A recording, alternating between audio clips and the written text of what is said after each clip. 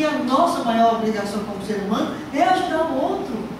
Você imagine que essa imagem dessa criatura que olhou para mim e disse, professora, chorando, um homem, um senhor de idade, e dizer, olha, hoje eu consigo escrever o nome da minha filha, gente, eu jamais esquecerei isso. Porque eu sei que eu passei e deixei uma marca. Como eu deixei uma marca com vocês, entendeu? E eu acho que é isso. Mas as pessoas acham que não, eu já sei o maior, então eu tenho que estar com a caneta na mão, punindo fulano, beltrano, não sei o quê. Não é por aí. Eu acho que a punição é o último caso de qualquer coisa na vida, entende? É o último caso. Tanto que assim, aqui na faculdade, eu entrei como professora de filosofia, depois eu trabalhei em projetos, depois na faculdade, e aqui era o colégio Gel, né? E aí a faculdade comprou um colégio. E vocês acreditam que eu convivi, acho que eram 1.800 alunos, e eu era coordenador geral. Imagina que eu só tinha entrado no colégio para deixar meus filhos, eu não tinha experiência nenhuma. Aí o que? Eu chamava todos os meus alunos de meu coração. E vocês não sabem como foi que eu fiz a eleição de representante desses alunos.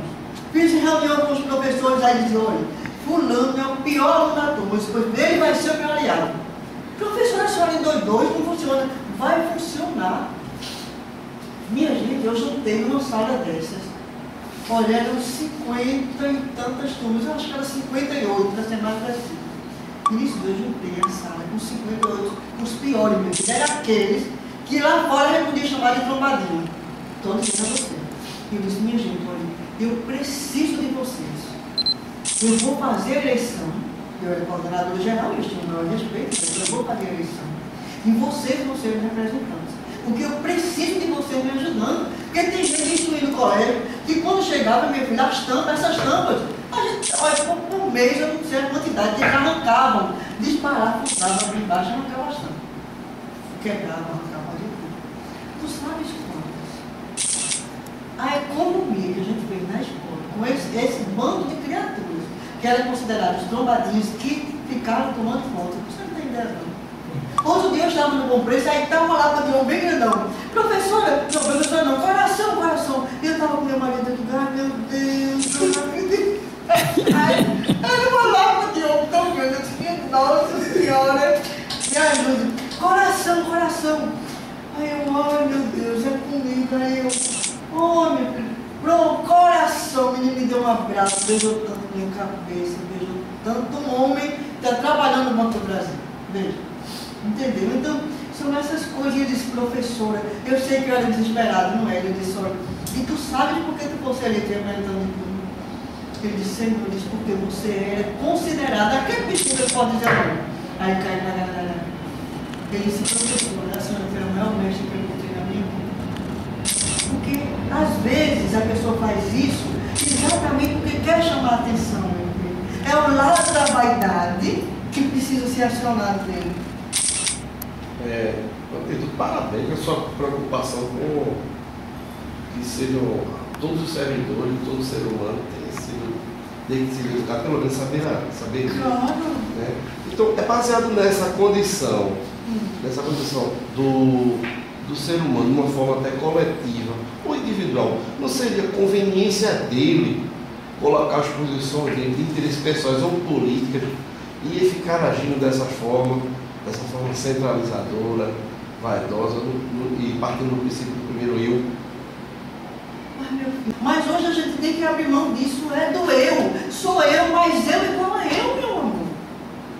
Não pode ser eu dividido com o outro, é preciso que você tenha, seja um espírito muito elevado. É somente eu que tenho que ter, eu que posso ter, esse tapete é meu, essa sala é minha, é só o pronome possessivo, meu amor. Professor, a gente falou em Hitler aí, e a gente tem um livro, 1984, e é baseado claramente na pirâmide fordiana. Diz que um dos maiores discípulos de Hitler foi Ford, né? Porque ele se acreditava em produção em massa, em castigo, adotava. Nesse próprio livro, ele diz que Hitler não perdeu a guerra, que a filosofia nazista, certo? De colocar o povo exatamente para aprender as 4 operações e nunca ascender para poder entender algo mais do que isso. Então ele diz claramente, não, Hitler não perdeu a guerra. O ser humano comum e corrente nunca vai entender de álgebra. Ele tem que entender as 4 operações e só isso. E ser alguém produtivo para a nação. Um escravo, né? Pronto, nesse sentido de escravidão, a gente vê claramente quando a senhora fala, eu acho que o princípio da ética nesse ponto aí seria considerar que a escravidão já acabou. Exatamente. E agora, se bem que você sabe que na época de Platão, na época de Sócrates, os grandes filósofos, era normal.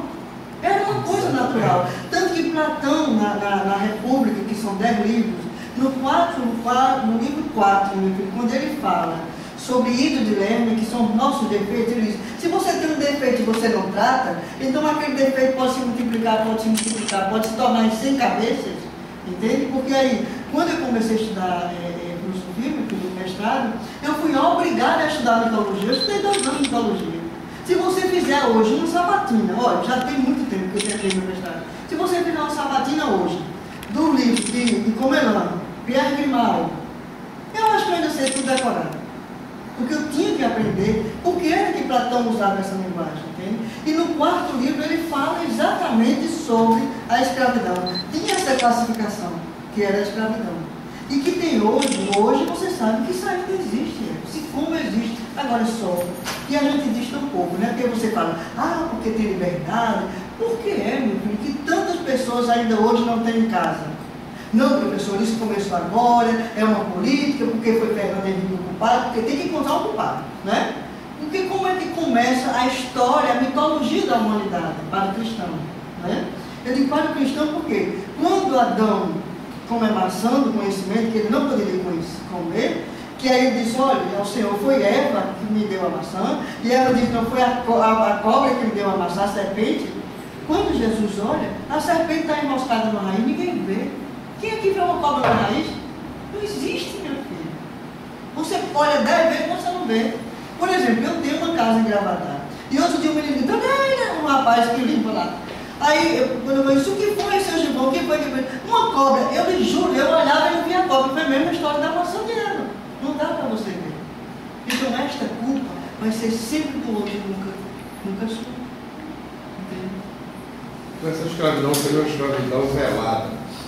Uma escravidão disfarçada em nossa sociedade. Hoje tem, meu filho, porque a gente é escravo de tudo, é escravo da internet. Quem não sabe internet já é burro, quem não sabe aquilo outro é não sei o quê, quem não sabe aquilo outro não pode, entendeu? Se fala tanto de direito da terceira idade, mas tu sabe que, por exemplo, assim, a não ser que seja uma pessoa que pode passar, por exemplo, eu acho que é aqui, né? Pronto, Aristóteles também, viu? Então, meu filho, assim, quando se fala isso, aí por que essas pessoas estão desabrigadas? Porque foi dada uma liberdade sem condição, meu filho. Como é que eu digo? A partir de amanhã, todos os escravos estão livres. Vão viver de quê, meu amor? De sombra? É lírio que está lá, e ele mesmo se serve, que dá as flores tudo bonitinho? Não é, meu amor. Todo ser humano tem que trabalhar, tem que lutar. Por que eu sou aposentado e trabalho? Deu para entender? Claro. Pronto, então vamos para Aristóteles. A senhora é aposentada da Assembleia Legislativa, né? Hein? Aposentada da Assembleia. Da Assembleia Legislativa, graças a Deus. Aristóteles formaliza sua concepção ética do privilégio das virtudes, da justiça, caridade e generosidade.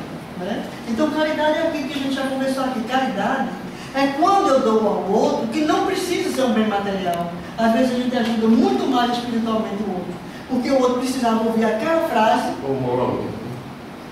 Exatamente. Estás tão sabendo. Fortalece. Estás tão sabendo. A senhora falou de escravidão, como eu sou afrodescendente, eu já tenho. Aí, como fui pregado a nossa abolição, né? Vergonhosamente por um país do mundo afirmado a abolição, não foi pensado nisso, vamos viver do quê? Do quê? Aí fica até hoje, meu filho, se arrastando, entende? Aí eu digo que a justiça vem de muito tempo. Mas vamos falar sobre a justiça? Tá vendo esse sinozinho aqui? Por isso que eu botei o sino e botei uma balança.